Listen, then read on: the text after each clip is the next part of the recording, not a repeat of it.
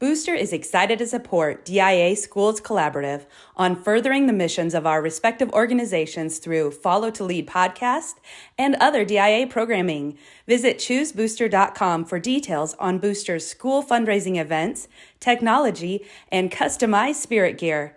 Booster can help your Catholic school meet and exceed its fundraising goals. Learn more today.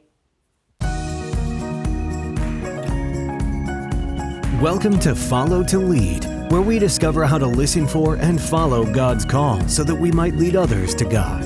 Our shared stories of inspiration from religious leaders and those active in the educational ministry of the church can help you know better how God is calling you and the role passionate Catholic education plays in spreading His message of faith, hope, and love. Now please welcome the hosts of Follow to Lead, Father Randy Sly and Kyle Pietrantonio. In the name of the Father, and of the Son, and of the Holy Spirit, Amen. Christ the teacher, teach us to listen. Teach us to do the deep listening to the sounds of our soul, waiting to hear your voice, calling us to cast out deeper, to become fishers of men and women, shepherds of souls, to follow your will in order to lead others to the truth, beauty, and goodness only you can offer. Amen. In the name of the Father, and of the Son, and of the Holy Spirit, Amen. Well, welcome to Follow to Lead, a twice-a-month journey into the world of Catholic education, exploring what it means to follow God in order to lead others to Him. I'm Father Randy Sly, your host. And today, we have a very special program that I'm calling the Admissions Mission, where we're going to explore the work of a director of admissions, particularly in a faith-first school where the spiritual mission takes priority.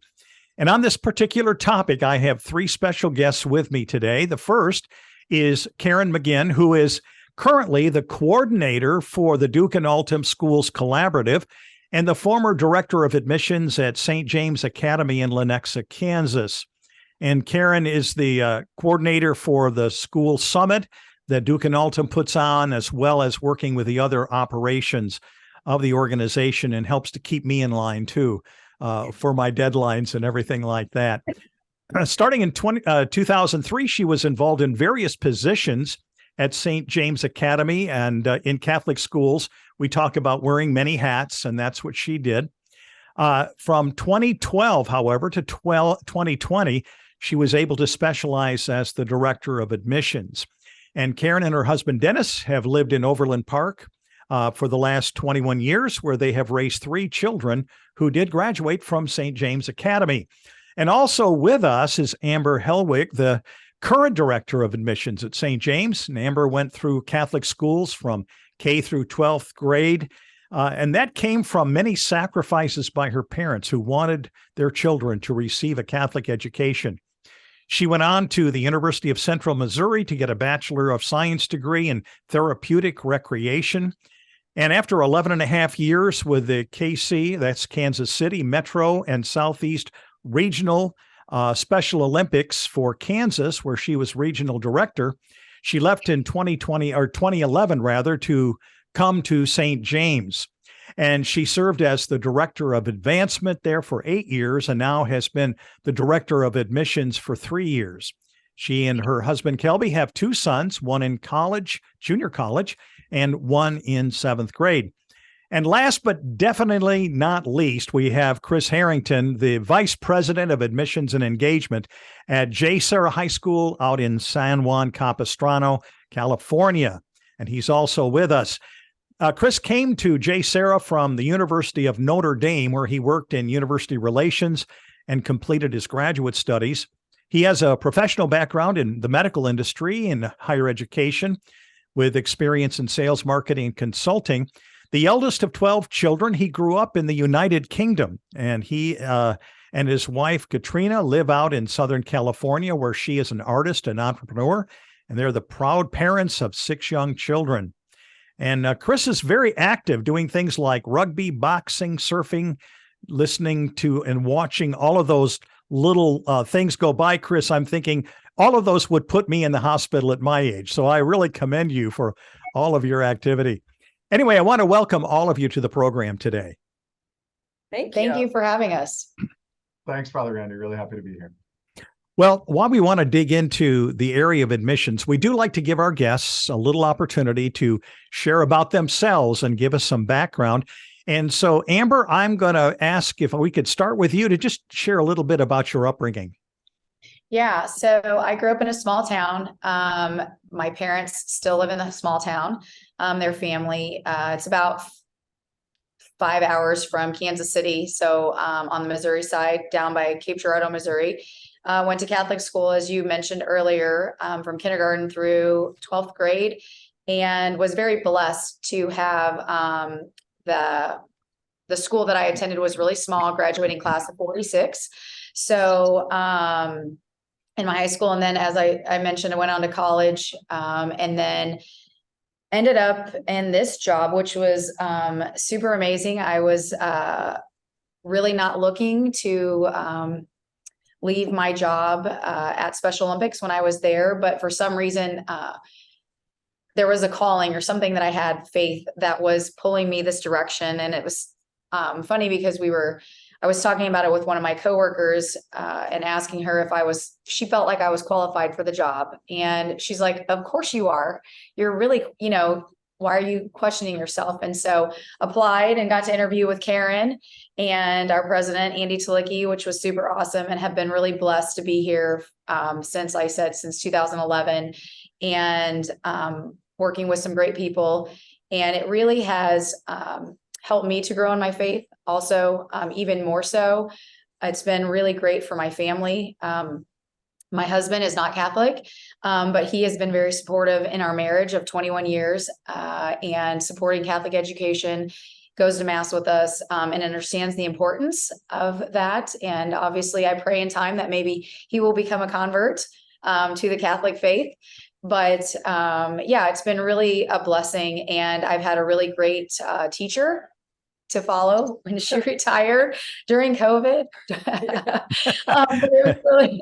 But it was really great to have Karen here, and I look at her as a mentor. And so I guess all in all, I've been really blessed to have the foundation from my parents to where I am now, and working in a school with the faith and the mission at forefront is really important. And for my son who graduated last year was really awesome. I was talking to some prospective parents the other day, and just what a blessing it was to have him surrounded by so many men in our building who are willing to share their faith and be a role model for him. And so that was been really great for me, because one of the things when he graduated, we had a quick meeting.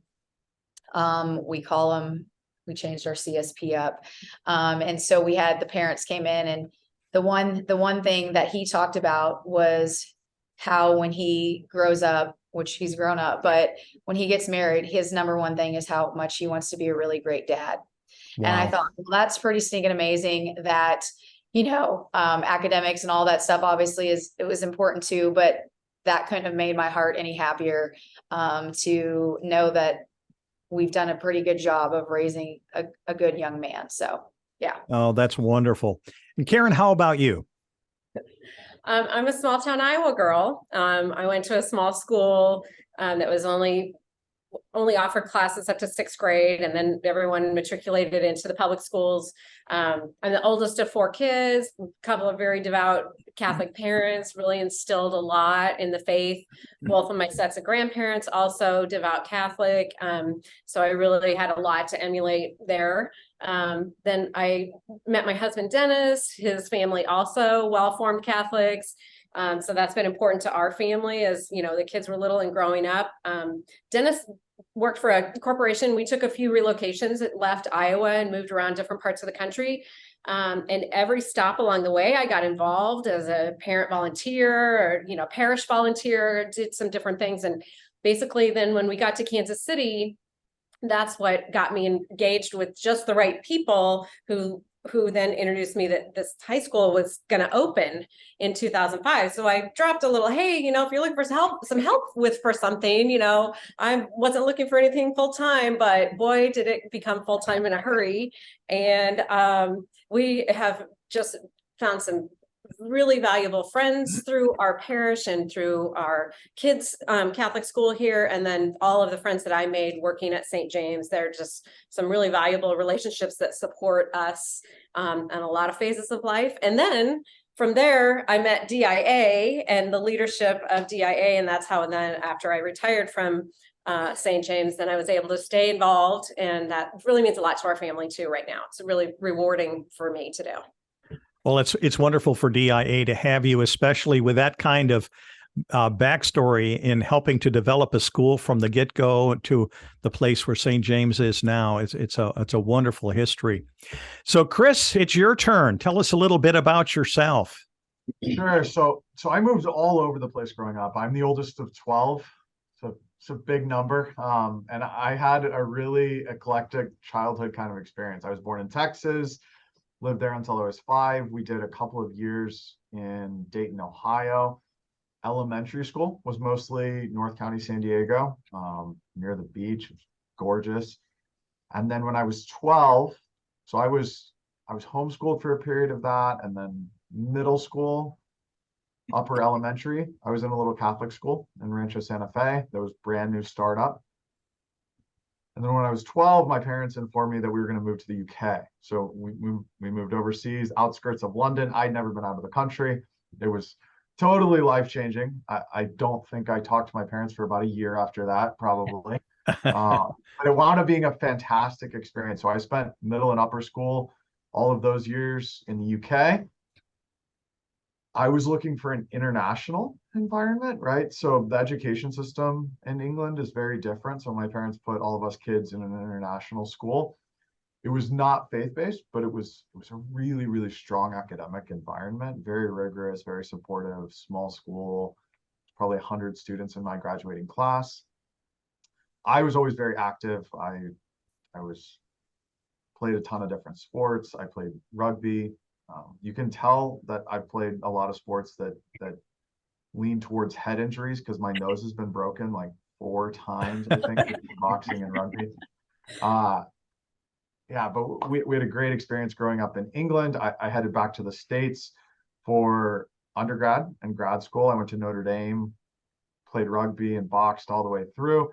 My next brother, David, he went to school with me there. We had amazing formative experiences. I would say that there was a great experience in terms of academics and extracurricular life, but I really grew a ton of my faith and made it my own during my college experience.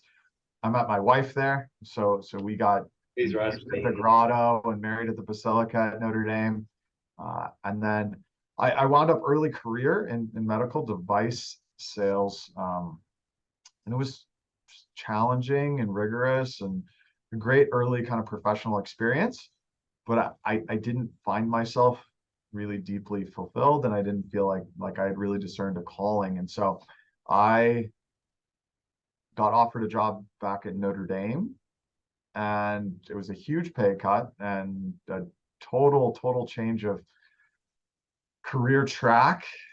And Katrina and I had a little baby on the way, our first son, Ryan, and she just had a lot of confidence and faith, and she really pushed us to go in a different direction. And that wound up being really transformational for our family. I went back and spent 3 years in grad school. I worked for the university. My master's degree was in theology. So I got great formation, made me a much better husband and father, I think. Still lots to work on, but it really helped me along there. And then we finished up, and we were kind of looking coast to coast at Catholic high schools. And JSerra out here in San Juan Capistrano really stood out to me because we had just outstanding leadership, like Rich Meyer and Pat, who you guys know are both very involved in DIA. Right. And a deep faith and a real passion for the formational component of Catholic education. And that really resonated with me. And then my parents are out here in Southern California, so there was a grandparent connection too. And then I grew up like always an athlete, always really involved, and it can be hard to find a Catholic high school that kind of offers everything, but JSerra has like top-notch sports programs and great facilities, and I came at it a really nice time in the lifespan of the school. We were founded in 2003, and we've really hit our stride in the last few years. But it's it's been a great learning experience for me. Really challenging in the right ways. I work way too much, but I feel really rewarded by my work and really supported. And it's amazing getting to meet all these incoming families and really communicating, I think, what's unique about what we're trying to accomplish here at JSerra. It's been fantastic. Oh, that's wonderful to hear. Well, as I said before the broadcast, I'm not going to call on anybody as we go through these questions. And unfortunately, we don't have buzzers like on Jeopardy, so you can't be the first one to hit the buzzer. I'm just going to kind of throw some things out and let whoever wants to share, and others can kind of join in and add additional information and perspective. Now, I want to start with the basics. During my school tenure at St. Michael, one of the things I found out that even among some at the school, they really didn't know what admissions did, that they just assumed students just came and they got enrolled and joined the classes. And I wonder if one of you would just kind of begin giving us a perspective on what does the Office of Admissions actually do? I'm happy to take a stab at it. Sure. So this is a pretty competitive high school landscape out here. We've got dozens of private high schools in our area. So I think people, a lot of their framework around education tends to be set by the university and college system, right? And when you think about the university and college system, it seems like all that admissions does is read applications and then decide who gets in, which seems right, not too challenging. I think in the K through 12 space, the vast majority of the time, we are basically recruiters, right? We're going out there and trying to convince families that there's real value attached to a Catholic education that you can't get for free at your local public school. And so, like, when I think about 75% of my job, it's going out and convincing families that we offer really something unique for their child's education and formation, and then that we can figure out a way to make it work for their family life. Okay, anybody want to add to that? I mean, I would just second what he said. I think the biggest kind of the conversation, I guess, in addition to that, is the faculty and your student body. Just educating them. Again, like you said, it's not just reading applications and yes, you get in. There's so much more to it. And I think for us, and probably for you as well out at JSerra, it's your families and your students and their experiences, and the willingness for them to share their story of why they chose to come to your school. What was the draw for them?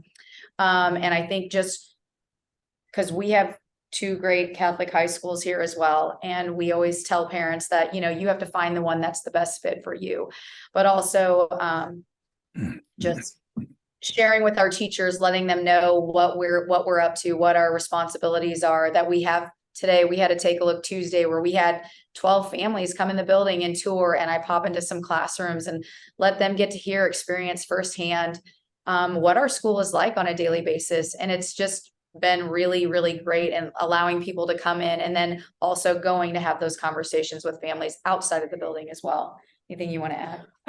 I think it's important that the administration of the schools have lay out the message that these people have an important role. Not only are they bringing in the families that pay tuition, that provides your salary and your benefits, but they are counting on you to help form their kids. And we are all working, the message that we're all working to, Kyle's phrase, re-church the church, right? Kyle Pietrangelo says that a lot. So in order for us to embolden the future of our church, we have to have strong Catholic schools. And that's where the admissions office can help, spread that word that the rest of the faculty and coaches and then the families and the students as well buy in, and that there's a bigger picture. It's bigger than what's going on in this building. Mm-hmm. Okay, that's very helpful, because there's recruiting involved as well as enrollment, processing. I mean, it's multifaceted in terms of moving a student from zero to full in at the school. Absolutely. Now, in the school, like in JSerra, St. James, and the schools, particularly, where I'm just thinking of the schools in Duke and Altum and other schools that are like-hearted, we really are faith first. We're mission driven in terms of our spiritual mission. I know at St. Michael, we used to say to families when they would visit that our job was to help get your kids to heaven, but we wanted them to go to college first, or to a trade school, or for a good job. So we wanted to make sure that academics were good, but let them know that the primacy of the spiritual mission. How does that inform or drive the admissions work, maybe in a little bit different way? Anybody want to kind of take a stab at that one?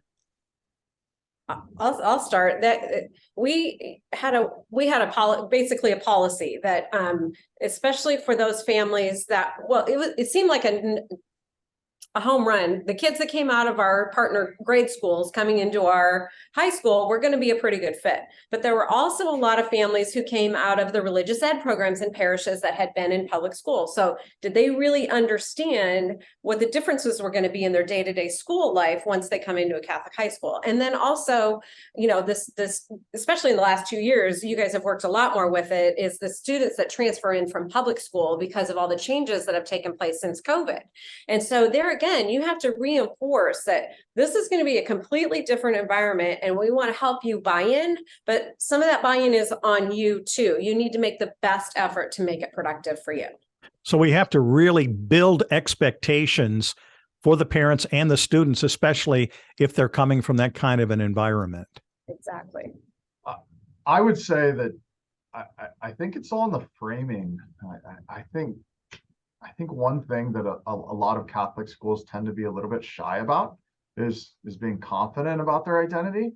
I mean, here in California, right? I mean, you guys read the news a little bit, right? But things have changed a lot, like really radically in the last 5 or 10 years in terms of the educational landscape, right? And so having schools out there that are willing to embrace like sort of classically liberal educational model, right, with family values and that type of thing, I think that's something that more and more families are looking for now. Mm-hmm.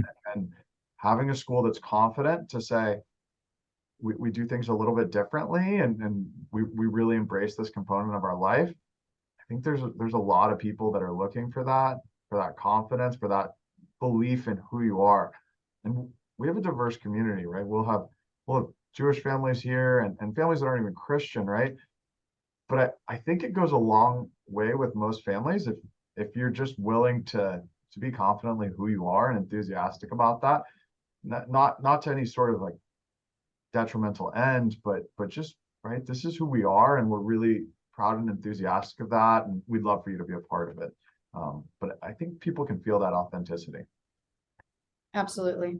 And the values too. I think, you know, with families transferring in, or, you know, families that are coming, like their kids have attended public school, whether they're Catholic or Christian, and looking for something for high school that is a little bit different than the public school option for their child. From what I've seen over the last 2 or 3 years, it's the values, it's the mission that they are looking for. That is what they practice at home. And, you know, we are very upfront. I know probably JSerra, you are too, when we're giving tours. I mean, this is who we are. We have mass daily, every single day from 8 to 8:30. It's optional. We offer reconciliation and Eucharistic adoration every single Friday. And for your child to participate, if they want to take advantage of participating in those sacraments.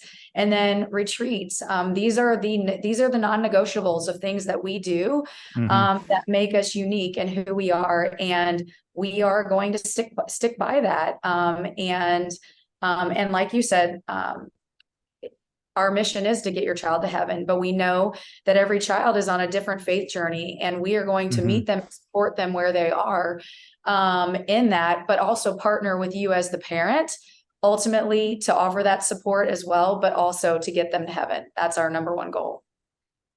In the work of admissions, what do you all think are the events or activities that are most critical to really expose the students to your school and have them embrace the mission and say, hey, that's where I really want to go? Yeah, so I'll take a stab at this. I would say probably the biggest driving force for us is our shadow day program. And I know this looks different for schools all over the country. And it even looks different for a lot of the schools in our neck of the woods. I see a lot of high schools where they'll do, for their shadow program, they'll do one big day and they'll have 100 kids come and visit or something like that. And this is a lot more work for us, but we offer shadow days all twice a week, basically throughout most of the fall semester. So they're not big, fun, extravagant days, but it gives kids that level of comfort with our school and community. And so when I think about the admissions process, for me, it's all about creating a level of comfort first for the kids and then for the parents. And if you can get them in environments around your school, whether it's open houses or shadow days or Friday night football games, where you can just get a feel for the community and how you'll potentially fit for the next 4 years, that goes a really long way from our perspective. I would say the same. I would agree with you. The shadow days are the way to go. And yes, we do exactly the same way. I think I've had 2 a week now since September. And actually I was, it's been really great, but I agree. The smaller the numbers, I think it's important to realize that they each get to experience the day themselves. Yes, they want to come with friends, but it's not about their friends. It's about them and their experience. They get to share with their ambassador and learning about who we are and our culture and what we offer. So, and then of course the open houses and the Take a Look Tuesdays, I think for us is really big for our parents, just allowing them the opportunity to step into the building and to hop into some classrooms for some in-person instruction and get to hear what's actually being taught in the different classrooms, I think is a huge success for us as well. I've always been an advocate that the parents needed to be more involved in this decision-making process.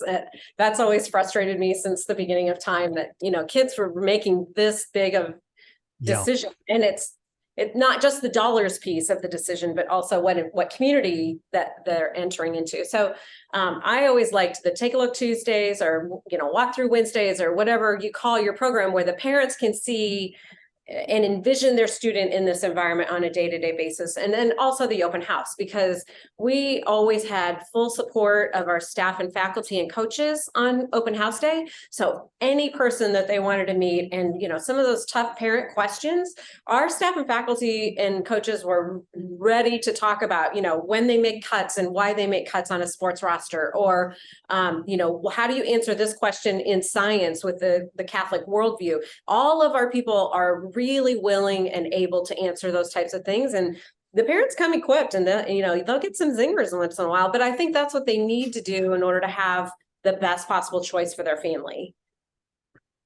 It's interesting to me to see that the pendulum has swung toward the students making a major part of the decision in terms of where they go. And for us, part of the litmus for whether or not the school was really making some good traction is when they began to say, my friends are now going to St. Michael's, so I want to go there.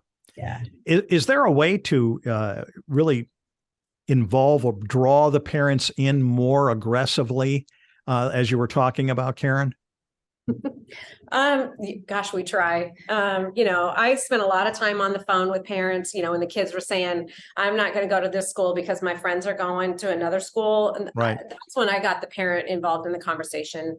And just to verify that that's how the decision's being made at your house, then there's nothing more I can do other than, I hope that at some point, if anything changes, you'll give me a call back. But I always try to engage the parent conversation if it was really coming down to the full student decision. One of the big, good kid, Chris. Yeah, sure. I would echo that it's really important to get parental buy-in. I think a lot of times you face perception issues, especially for like parents coming through with their first kid.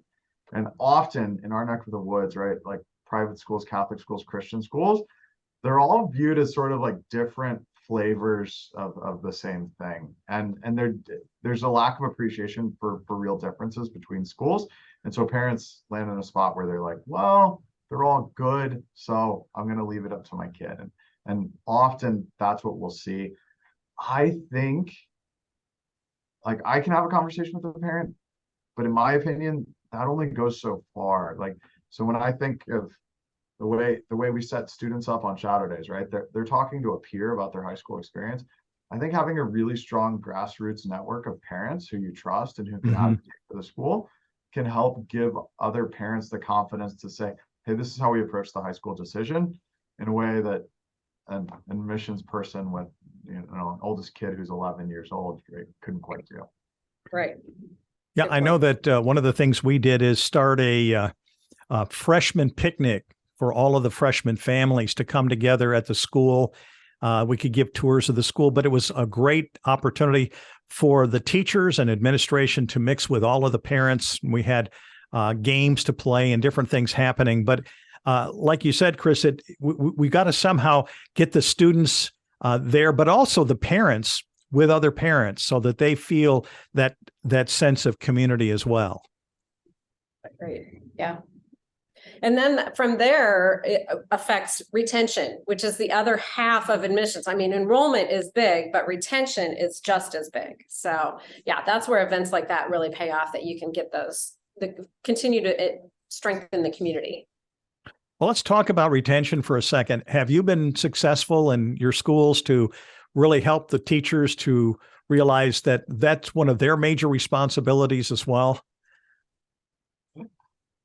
Yes. I mean, I think for us at the beginning of every school year and even at every faculty retreat, whether it's at fall semester or starting in January, you know, I really try to get in front of our teachers and talk to them about, in the beginning of the school year, who's all our freshmen are that are coming in. And then second semester, really, what do those transfers look like? And how, as a teacher, can you help support and answer questions, but also help partner with me if there are issues that do arise? Like, how do we have conversations? If maybe a student isn't feeling connected as they should initially, or are struggling a little bit, how do we partner together to figure that out? Work with the counselor, also have the conversations with the parents so we can talk to them about, hey, let's talk about what's going on. Because if we aren't aware of what's going on, then we can't try to help problem solve. I mean, and obviously we're not going to be able to fix everything, but we want to do our best to help resolve and help that student feel a part of it and help feel a part of the community, no matter what's going on, whether it's friendships, whether it's academics, whether it's relationships, whether it's mental health or social emotional. I mean, we want to partner with the parent and focus on the whole child and their well-being. And how do we do that? Yeah, at JSerra, we actually have a little bit of a different approach. Like, admissions is entirely externally focused, right? So once they're in the school, we're not engaging in retention type initiatives. Those are owned by our principal and run through counseling, right? Because every student's going to have a counselor, which I think helps us to keep things a little bit cleaner. I think that one of the biggest things that we found in that regard, and I think our retention numbers have been really, really strong recently, is just giving ownership of retention to somebody who can affect it, right? And so me and my team, I have an amazing team around me. But we're not in the classroom every day with the students. We're not on the sports field with them. We're not meeting with them to talk with them about college and classes and those kinds of things. So I feel like it's been really helpful to get that to a place where people naturally have eyes on it, and it kind of removes the middleman a little bit there, right? Where teachers are feeling like, oh, I'm handing this off to admissions to take a look at. It's great if the principal has eyes on it and is communicating that message directly to teachers and counselors. So that's been helpful for us. Good. Yeah. I want to kind of get into a situation that is, that's been touchy over the years, and that is how sports fits into admissions and recruitment. I know that, you know, sometimes Catholic schools have been given a bit of a bad rap on some of that. How do you approach the aspect of sports as a part of the recruitment process? That's a great question. Well, every time you say the word recruitment, it makes me want to cringe. I'm sorry.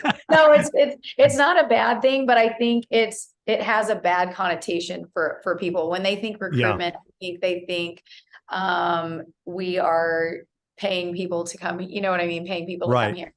And for us, I mean, that's what you do in admissions. You recruit. Your job is to recruit families, to work with them, to partner with them, or to encourage them to come to your school. So for us, the way we look at it, I love when our principal and our president, we always have a parent information night, usually in the fall, for prospective families who are looking. And they always, usually it's always our president first, then our director of faith formation goes next, and then our principal. And, you know, when our principal then gets up to talk, he said, you will notice that we are very, obviously, I always go third because academics are really important, but faith and mission are number one. And him and our president, our principal and president will always say, we have really great coaches in our building. We have really great athletics, but a coach will never get fired based on their wins and loss records. For us, it is about the human beings that they are, the students that they are working with, and the disciples that they are creating, and those relationships that they are building. So when we do have parents ask us questions about athletics, and if their child is going to come, if they're able to come, what kind of, you know, maybe scholarship can they receive? And we are always 100% upfront that we do not give athletic scholarships. We only give academic scholarships. And, you know, sports are huge, and involvement is very huge to a child, to a student's education, and being well-rounded in a high school. But that is not our number one focus. And so for us, we choose not to go that route and only focus on the academic as far as scholarship based. We also had the policy that, you know, for a parent or a student who reached out to one of our coaches to say, hey, I want to come to your school. The policy was for before that coach could speak directly with the student, they needed to be funneled through the admissions office, scheduled for a shadow day, and, you know, invited to open house or whatever the next upcoming programs were. So it was mastered through the admissions office first, rather than with the sports discussion or fine arts sometimes too discussions. So we're pretty we've always remained pretty adamant about that. And you know, like some of the coaches are maybe not all on board with it because they wanted to drive this conversation, but we really, I think we've done a good job of making sure that they were aware of our school and our community system and our faith mission first, and then we'll talk about extracurriculars. Absolutely. So here in California, I mean, sports are a really big deal, even to a different degree than I think the rest of the country. And right, America we love our sports, right? Like Super Bowl Sunday, I think is the probably third or fourth biggest holiday of the year at this point. We have really, really high caliber sports programs at JSerra. So we have a little bit of a different approach. We really embrace sports in a lot of ways. And if you look at our track record, we had the number one pick in the 2017 Major League Baseball draft straight out of high school, Royce Lewis. We have the number one baseball team in the country right now. We have the number one water polo team in the country right now. We have a ton of kids going off to play sports in college.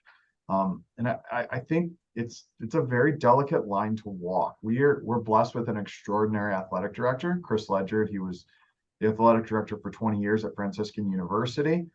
So I think he has a really good appreciation for how to operate at a very high level from a competition perspective, while still keeping, as he would say, the main thing. And that's faith formation first, and then academic second, and sports third. And we're candid about families who are coming to our school, being really transparent and saying, hey, faith and character first, it's academic second, and sports are third. At the same time, we're very comfortable embracing that as a way to drive forward the mission of our school. So JSerra is a very ecumenical place, a very evangelical school in a lot of ways, right? We're constantly trying to bring families farther along in their faith journey.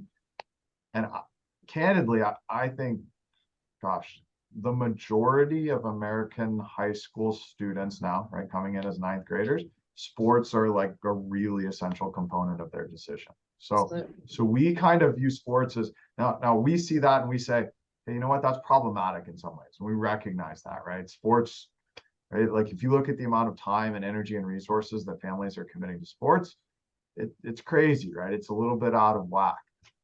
At the same time, we view that as a huge opportunity, right? When we talk about meeting people where they are, talk about faith formation and the development of young people, one of the greatest opportunities is kids on a sports field, right? You talk about who they're influenced by the most and who can really impact their faith life, the kind of person that they're growing into. And a lot of times I would say it's probably the head coach of their favorite sports. Yeah, absolutely. Yep. So we're constantly trying to strike that balance. We don't have a perfect approach, but I would say like admissions, we work hand in hand with our athletic department because they're trying to bring in some of the top athletes in the country, but they can't communicate directly with them. So we need to make sure that we're doing a good job of staying within CIF guidelines and making sure that families are choosing a school, not a sports program. Mm-hmm. Yeah. Good. That was well put. Yeah. Yeah. I'm going to ask you a really somewhat of a loaded question right now, and that is, what are some of the determining factors that you have that would help predict whether a student may be a good fit at your school? So we look at a lot, and we're in the last few years, we've probably become the most selective high school in Orange County. So we only admit about 60% of our applicants. So we've had to add some additional pieces to the admissions rubric because, as I'm sure my colleagues here, my counterparts here recognize, there's a lot of grade inflation in like middle and elementary school. So it can be hard to distinguish between students a lot of times. So we'll look at GPA and courses taken and the school that they're coming from, recommendations, personal statement. We have a ton of different components. I think one of the biggest things is there's nothing that substitutes for building personal relationships. And so whether it's grassroots relationships with families who are already part of our community and know what we're all about, or getting families on campus and getting to meet them in person, whether it's for shadow days or open houses, like I think right, it's still small enough, the community, our school, where that grassroots component is really, really essential for getting to know families who are going to be a great fit for your school, and then helping them decide whether you're a good fit for them as well, right? Being transparent about who you are.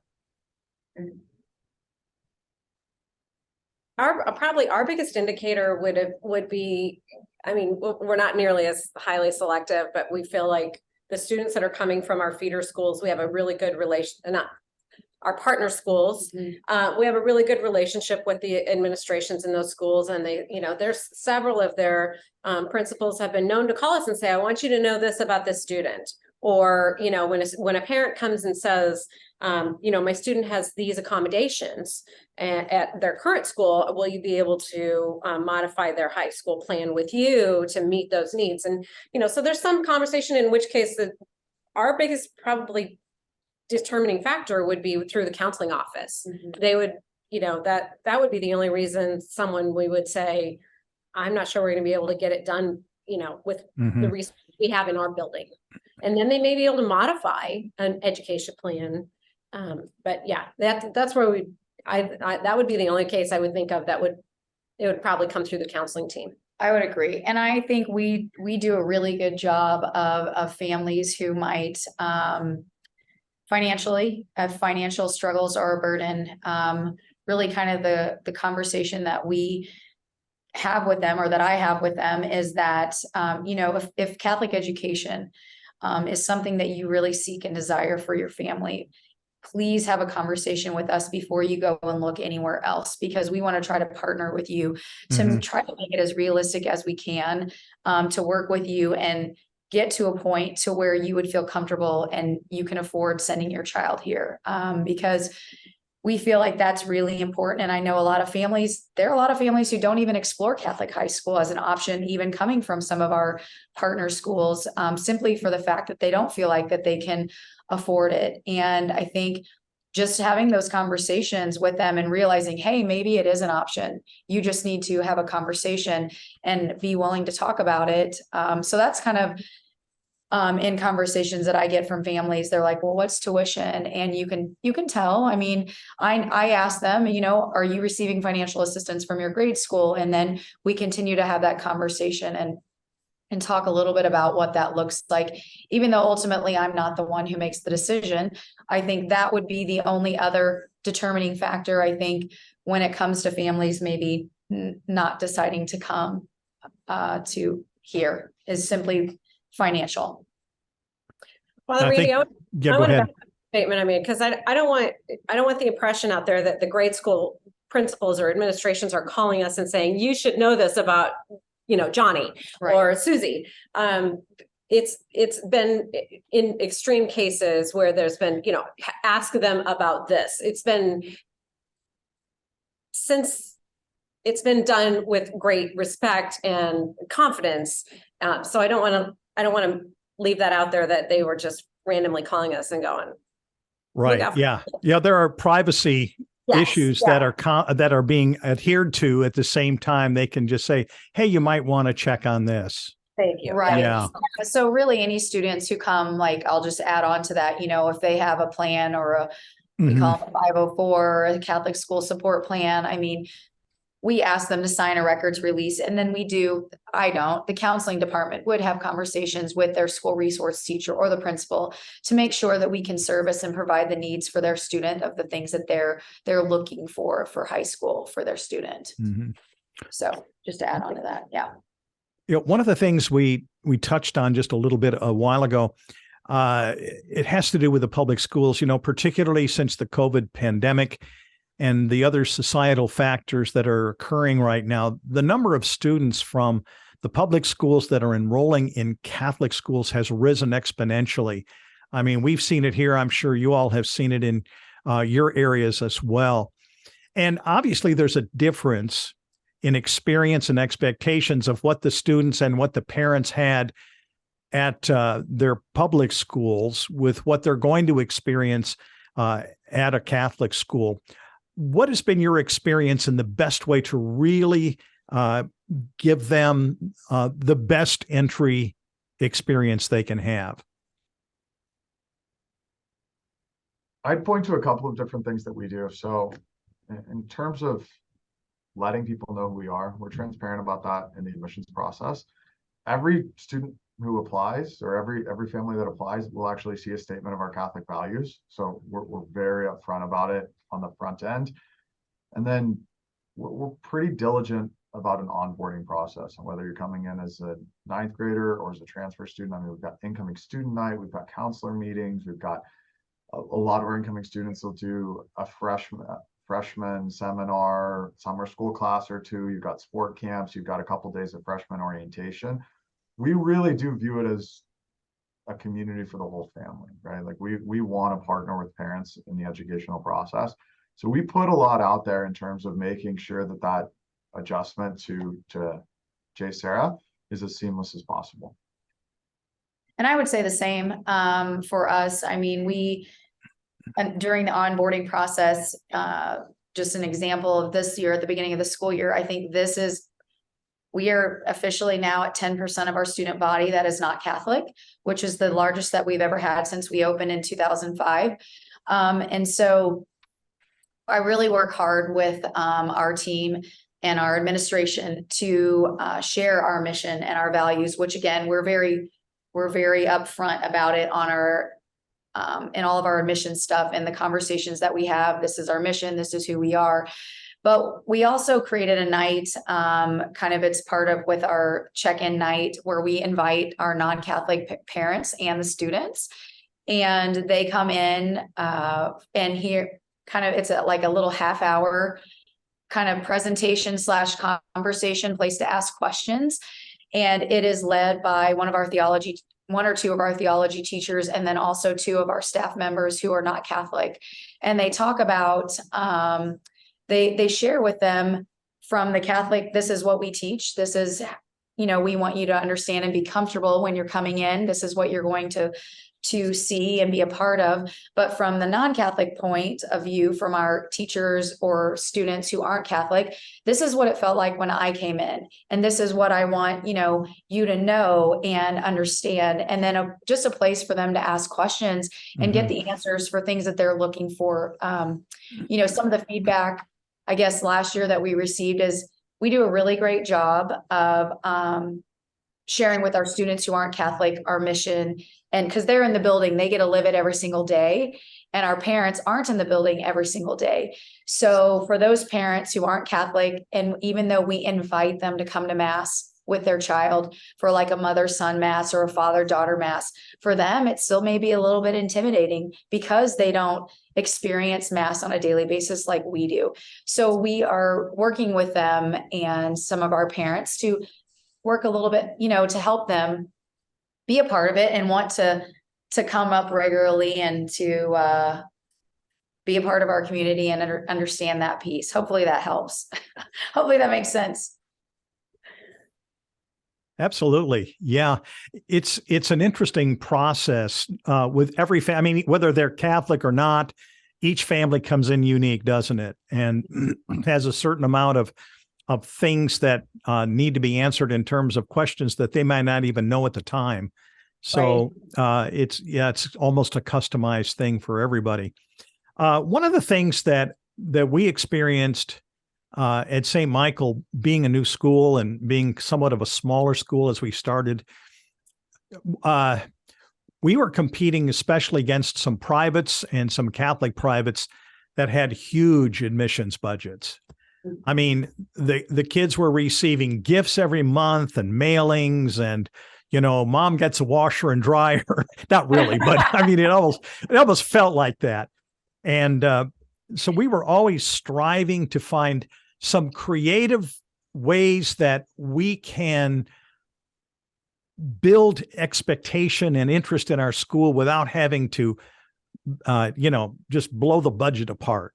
What are some creative things that you all have done to really build interest in your schools? I think some of the things that we did well were, first of all, build relationships with families and students and getting them involved from like especially sixth grade on, to continue to invite them to campus, to, introduce them to some of our current parents who would be like ambassadors and call on some families. We also ended up getting kind of good at doing like videos and, not non-tangibles, but things that still, didn't blow the budget of, mailing and buying and, handing out gifts, but still really laid out a good message about how your student could feel at home in our community. Yeah, I would say we have a ton of schools in our area that spend way more than we do on fluff, on tchotchkes, on giveaways and stuff like that. And not to say that we don't, right? Like for example, we'll go and visit 8th grade classrooms and we'll bring some like nice mugs for 8th grade teachers. They wind up on desks, and right, those kinds of like little tokens can go a long way, but it's not like we're sending gifts to our families all the time. I guess I'm a little old school in this regard. I think it's all about relationships. It's all about people feeling comfortable. I'm kind of a nerd about this, and I wrote a pretty lengthy paper on community during grad school, right? There's this book from the late 90s called Bowling Alone by a guy named Robert Putnam. And it's on the decline of social capital in the United States, right? Like basically the dissolution of our communities, of our local communities. And I think that Catholic schools have a really unique ability to offer people something that's really missing, right? That's that sense of belonging, that being part of a community. And I think kids feel that with teams, and kids feel that with their friends, and they want to be a part of something like that in high school. And so, not that the other things don't matter, like we give away hats and t-shirts and stuff like that to 8th graders, right, when they visit campus, but I think it's secondary to the relationships that you're trying to build. I agree. I think that that whole issue of relationship, I know that one of the things that Kyle Pietrantonio likes to talk about is the school is a parish. And really, you're developing not just a student community, but a parent community, a faculty community, and all of these kind of all work together to form this unique whole, at least for a 4-year experience if it's high school, and an 8-year experience if you go all the way through a K through 8 program, and probably more easily entered in a parochial environment like a Catholic school that belongs to a parish than it does in a high school. But it's been exciting to watch how the parents have become a part of the fabric, and you see them buying a sweatshirt for, your school and wearing it in public. And that becomes a piece of marketing right there. Absolutely. Okay, I have one last question for y'all before we have to wrap it up. You have a platform here speaking to Catholic school administrators and educators. And as I look at our metrics, we have people from other countries that are watching this. So what's one thing that you would like to say to them from the vantage point of your position as one in admissions? What would you like to say, especially to administrators? I'll take a stab here. I think that every Catholic high school should be investing energy and talent and resources in admissions like almost nothing else on campus, right? When you talk about the mission of being to impact lives, you can't do that if they're not in the building. So, I mean, it's at the heart of what you're trying to do institutionally. And I really think like we found it can be just such a game changer in terms of the culture of the school, right? From getting people to register on time to planning for the next year. I think that being in a strong position in terms of admissions can be life-changing for a Catholic school. So I just say be really passionate about it because there's just incredible value there. I'm gonna actually, this isn't mine, but Andy Talicki is our president at St. James Academy, and Andy has always said, and this probably goes back to even our first president back in 2004 or 5, put Jesus at the center of everything you do, and all your other successes will fall from there. So whether it's the most national merit scholars, whether it's the most state titles, whether it's the most blue ribbon awards for acting, or, band 1 ratings, all of those things fall from his office, putting Jesus at the center. And I would say that was a way better answer than I gave. Not mine. No, I guess just to add on to that kind of, Chris, like what you said, I think where we are, we're very blessed to have admissions positions in our Catholic high schools. And I know the Archdiocese here is really trying to focus on helping the grade schools develop those positions, because it's really hard for the principal or assistant principal to continue to grow their community or their students and their families when they have their other duties. So I think it is a blessing to have this job, but also to have the support around you for that. And just to share that mission and then again, those relationships, inviting families in and being able to dedicate the time to them that is necessary, even if you don't get any work done, Right. at your best that day, you go home and do it at night. I mean, that's just the way it works. And and then like Andy's answer, like what Karen said. Excellent. Well, all three of you, thank you so much for being with us today on Follow to Lead. And Amber, if people want to get a hold of you, what is the website for St. James Academy? Our website is www.sjathunder.org. Okay. And they can reach you by email through there if they have any questions. Yes, they can reach me by email through there. My contact information is on there as well as my phone number. So, yeah. Okay, great. And Chris, for JSerra. JSerra.org. Very easy. My contact information really easily on our admissions page there. Email me. I'm happy to collaborate and support Catholic schools wherever I can. Wonderful. And Karen, you can be reached through DIA. So tell us a little bit about that. We're at diaschools.org. Sign up for our mailing list, stay in touch with the events that we have. All of the past podcasts are linked there, including the interview with Chris Ledger, which was really, really good. And so, stay in touch with DIA Schools, recommend it for your school leadership, your diocesan school leadership, and any teachers, campus ministers are welcome to take part.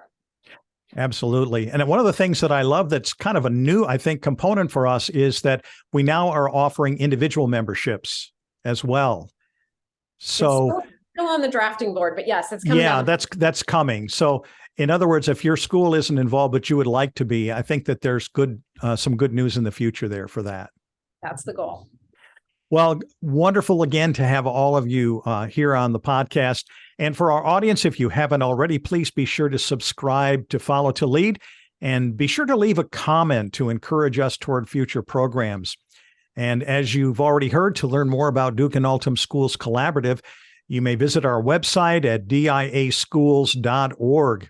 And we do want to thank our production assistant, Alex Shire, for his assistance in the production of this podcast. May Almighty God bless you. We'd like to thank you for joining us on this episode of Follow to Lead, a production of the Duke and Altum Schools Collaborative. To learn more about finding your own path in your journey of faith, or for more information on what we discussed in today's episode, you are invited to follow us on social media and visit us on the web at diaschools.org. To provide a one-time donation or monthly pledge, please visit our website. Your gift will aid us in providing up-to-date information, additional resources, and other support on how to take Catholic education to a higher level. We look forward to helping you follow God's call to lead others to God right here on Follow to Lead.